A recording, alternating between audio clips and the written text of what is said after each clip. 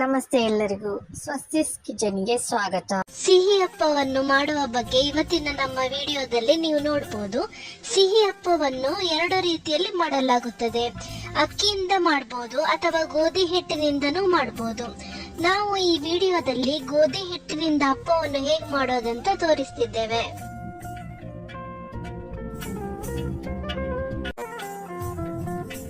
ಮೊದಲಿಗೆ 1 ಕಪ್ ನಷ್ಟು ತುರಿದ ಬೆಲ್ಲವನ್ನು ತೆಗೆದುಕೊಳ್ಳಿ.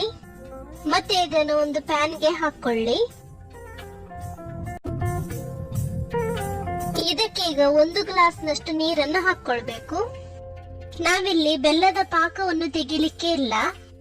ಇದನ್ನು ಬಿಸಿ ಮಾಡಿ ಕೇವಲ ಬೆಲ್ಲವನ್ನು ಕರಗಿಸಿದ್ರೆ ಸಾಕು. ಬೆಲ್ಲ ಈಗ ಚೆನ್ನಾಗಿ ಕರಗಿದೆ. ನಾನೀಗ ಗ್ಯಾಸ್ ಅನ್ನು ಆಫ್ ಮಾಡಿಕೊಂಡು ಇದನ್ನು ಸಂಪೂರ್ಣವಾಗಿ ತಣ್ಣಗಾಗ್ಲಿಕ್ಕೆ ಬಿಡುತ್ತೇನೆ. ಅಪ್ಪವನ್ನು ಮಾಡ್ಲಿಕ್ಕೆ ಇದರ ಹಿಟ್ಟನ್ನು ತಯಾರಿಸೋಣ. ನಾನಿಲ್ಲಿ 1 ಕಪ್ ನಷ್ಟು ಗೋಧಿ ಹಿಟ್ಟನ್ನು ತೆಗೆದುಕೊಂಡಿದ್ದೇನೆ. 1 ಕಪ್ ತುರಿದ ಬೆಲ್ಲಕ್ಕೆ 1 ಕಪ್ ನಷ್ಟು ಗೋಧಿ ಹಿಟ್ಟನ್ನು ಹಾಕಬೇಕು. ಇದನ್ನು ಮಿಕ್ಸಿಂಗ್ ಬೌಲ್ಗೆ ಹಾಕೊಳ್ಳಿ. ನಮ್ಗೆ 2 ಟೇಬಲ್ ಸ್ಪೂನ್ ಅಷ್ಟು ಬಾಂಬೆ ರವೆ ಬೇಕು. ಇದನ್ನು ಸಹ ಗೋಧಿ ಹಿಟ್ಟಿನ ಜೊತೆ ಸೇರಿಸ್ಕೊಳ್ತೇನೆ. ನಾನೊಂದು ಮೀಡಿಯಂ ಸೈಜ್ ನ ತೆಂಗಿನಕಾಯಿಯ 1 ಹೋಳನ್ನು ತುರಿದುಕೊಂಡು ಅದನ್ನು ಮಿಕ್ಸಿಯಲ್ಲಿ ನೀರು ಹಾಕದೆ ಸ್ವಲ್ಪ ಈ ರೀತಿ ಪುಡಿ ಮಾಡಿಕೊಂಡಿದ್ದೇನೆ. ನೀವು ಡೈರೆಕ್ಟ್ ಆಗಿ ಮಿಕ್ಸಿಯಲ್ಲಿ ರುಬ್ಬಿಕೊಳ್ಳದೆ ಹಾಕೊಳ್ಬಹುದು. ಅಪ್ಪ ತಿನ್ನುವಾಗ ಕಾಯಿ ತುರಿ ಬಾಯಿಗೆ ಸಿಗೋದು ಬೇಡ ಅಂತ ನಾನು ಈ ರೀತಿ ಸ್ವಲ್ಪ ಪುಡಿ ಮಾಡಿಕೊಂಡಿದ್ದೇನೆ. ಮೊದಲಿಗೆ ಈ 3 ಸಾಮಗ್ರಿಗಳನ್ನು ಹಾಕಿದ್ಮೇಲೆ ಒಂದ್ಸಲ ಈ ರೀತಿ ಚೆನ್ನಾಗಿ ಬೆರೆಸ್ಕೊಳ್ಳಿ. ನಾವು ಈ ಮಿಶ್ರಣಕ್ಕೆ ಬೆಲ್ಲದ ನೀರನ್ನು ಹಾಕಿಕೊಂಡು ಚೆನ್ನಾಗಿ ಕಲಿಸ್ಕೊಳ್ಬೇಕು. ಇದು ಸಂಪೂರ್ಣವಾಗಿ ತಣ್ಣಗಾಗಿದೆ. ಇದಕ್ಕೆ ಬೆಲ್ಲದ ನೀರನ್ನು ಒಂದೇ ಸಲ ಹಾಕೊಳ್ತೇನೆ, ಯಾಕಂದ್ರೆ ನಮ್ಗೆ ಇದಿಷ್ಟು ಬೇಕಾಗ್ತದೆ. ಸೊ ಇದನ್ನೀಗ ಚೆನ್ನಾಗಿ ಮಿಕ್ಸ್ ಮಾಡ್ಕೊಳ್ಬೇಕು. ನೀವಿದನ್ನು ಮಿಕ್ಸ್ ಮಾಡಿಕೊಳ್ತಿದ್ದ ಹಾಗೇನೆ ಇದರ ಮಿಶ್ರಣ ದಪ್ಪವಾಗ್ತಾ ಹೋಗ್ತದೆ. ನಾವಿದಕ್ಕೆ ಬಾಂಬೆ ರವೆಯನ್ನು ಹಾಕಿರೋದ್ರಿಂದ ಅದು ತುಂಬಾ ನೀರಿನ ಅಂಶವನ್ನು ಎಳೆದುಕೊಳ್ತದೆ.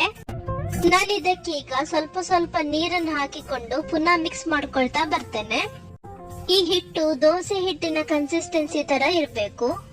ಇದರ ಸ್ಥಿರತೆಯನ್ನು ದಪ್ಪವಾಗಿ ಇಟ್ರೆ ಅಪ್ಪ ಸ್ವಲ್ಪ ಗಟ್ಟಿಯಾಗಿ ಬರ್ತದೆ, ಸಾಫ್ಟ್ ಆಗಿ ಬರೋದಿಲ್ಲ.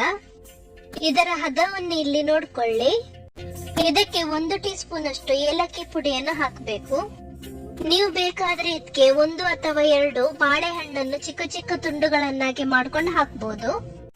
ಬಾಳೆಹಣ್ಣು ಸೇರಿಸಿದ್ರೆ ಸಿಹಿ ಅಪ್ಪ ಇನ್ನೂ ತುಂಬಾ ರುಚಿಯಾಗಿರ್ತದೆ. ಈ ಹಿಟ್ಟನ್ನು 3/4 ರಿಂದ 1 ಗಂಟೆ ತನಕ ಪಕ್ಕಕ್ಕಿಡ್ಬೇಕು.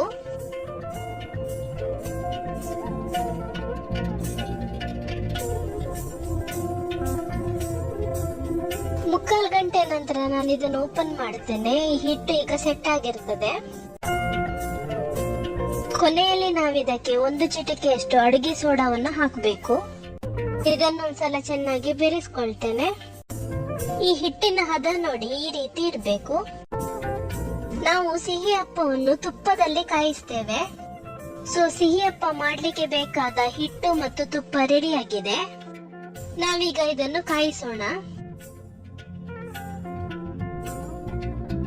ನಾನು ಅಪ್ಪೆ ಕಾವಲಿಯ ಒಳಗೆ ತುಪ್ಪವನ್ನು ಹಾಕೊಳ್ತೇನೆ.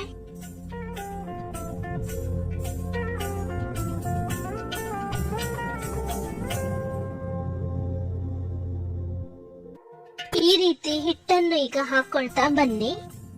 ನೀವು ಅಪ್ಪವನ್ನು ಸಣ್ಣ ಉರಿನಲ್ಲಿ ಕಾಯಿಸ್ಕೊಳ್ಬೇಕು. ಮೀಡಿಯಂ ಉರಿನಲ್ಲಿ ಇಟ್ರೆ ಇದು ಒಳಗೆ ಬೇಯೋದಿಲ್ಲ, ಹೊರಗಡೆ ಮಾತ್ರ ಬ್ರೌನ್ ಕಲರ್ ಆಗಿ ಬರ್ತದೆ. ಹಿಟ್ಟು ಹಾಕಿದ ನಂತರ ಇದಕ್ಕೆ ಮುಚ್ಚಳವನ್ನು ಹಾಕಿ ಮುಚ್ಚಿಡಿ. ಇದನ್ನು ಸ್ವಲ್ಪ ನಿಮಿಷದ ನಂತರ ಓಪನ್ ಮಾಡಿ ನೋಡಿದಾಗ ಮೇಲ್ಭಾಗ ಡ್ರೈ ಆಗಿರೋದು ಕಾಣಬಹುದು. ಇದನ್ನು ಮಗುಚಿಕೊಂಡು ನಾವು ಇನ್ನೊಂದು ಬದಿಯನ್ನು ಕಾಯಿಸ್ಕೊಳ್ಬೇಕು.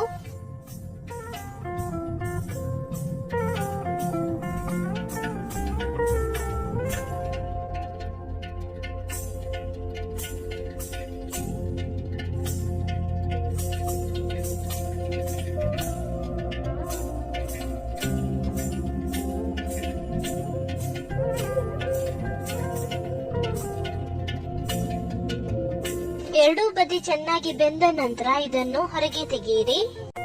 ಅಕ್ಕಿಯಿಂದ ಮಾಡಿದ ಸಿಹಿ ಅಪ್ಪದ ಹಿಟ್ಟನ್ನು ನೀವು 6-7 ಗಂಟೆನಾದ್ರೂ ರುಬ್ಬಿಕೊಂಡು ಇಡಬೇಕಾಗ್ತದೆ. ಅದೇ ಗೋಧಿ ಹಿಟ್ಟಿನ ಸಿಹಿ ಅಪ್ಪವನ್ನು ನೀವು ತುಂಬಾ ಕ್ವಿಕ್ ಆಗಿ ಮಾಡಬಹುದು. ಈ ರೆಸಿಪಿಯ ಬಗ್ಗೆ ನಿಮ್ಮ ಅನಿಸಿಕೆಯನ್ನು ಕಮೆಂಟ್ ಮೂಲಕ ನಮಗೆ ತಿಳಿಸಿ. ನಾವು ಮುಂದಿನ ವಿಡಿಯೋದಲ್ಲಿ ಹೊಸ ರೆಸಿಪಿಯೊಂದಿಗೆ ಭೇಟಿಯಾಗೋಣ. ನಮಸ್ಕಾರ.